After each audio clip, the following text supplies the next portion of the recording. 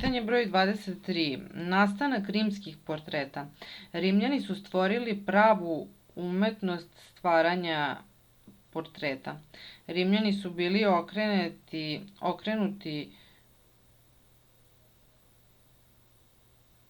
verizmu.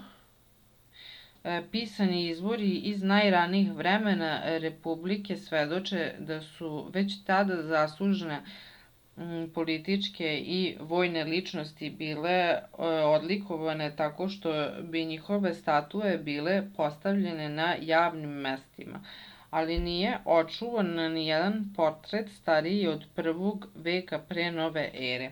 Realizam je bio plod običaja da se sa lica preminulog uzme otisak i po njemu izradi portret u vosku koji se čuvao u naročitom udubljenju u zidu pokraj porodičnog oltara. Prilikom pogreba glave predaka preminulog nošene su u povorci i ti običaji čuvali su se sve do doba carstva.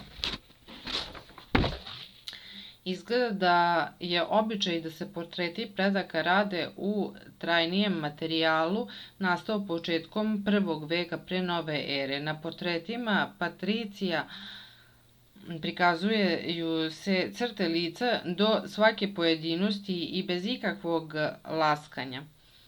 Nema psihologije ličnosti, već se izražavaju osobine koje bi trebalo da krase rimske patricije: ozbiljnost, volja, autoritet.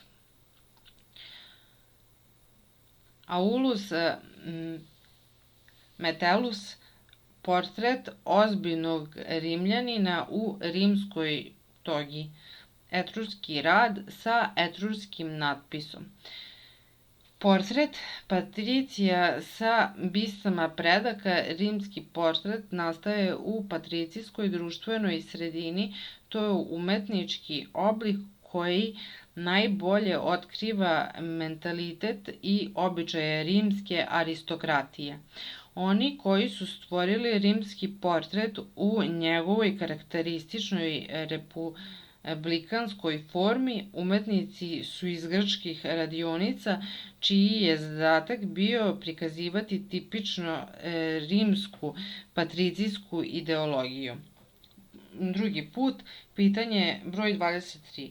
Nastanak rimskih portreta. Rimljani su stvorili pravu umetnost stvaranja portreta. Bili su veliki vernici. Pisani izvori svedoče da su tada političke i vojne ličnosti bile počastvovane tako što su njihove statue postavljali na javnim mestima. Realizam je bio plod običaja da se sa lica preminulog uzme otisak i izradi portret u vosku. Na portretima nema psihologije ličnosti, već se izražavaju osobine koje bi trebalo da krase rimske patricije. Rimski portret nastaje u patricijskoj društvenoj sredini.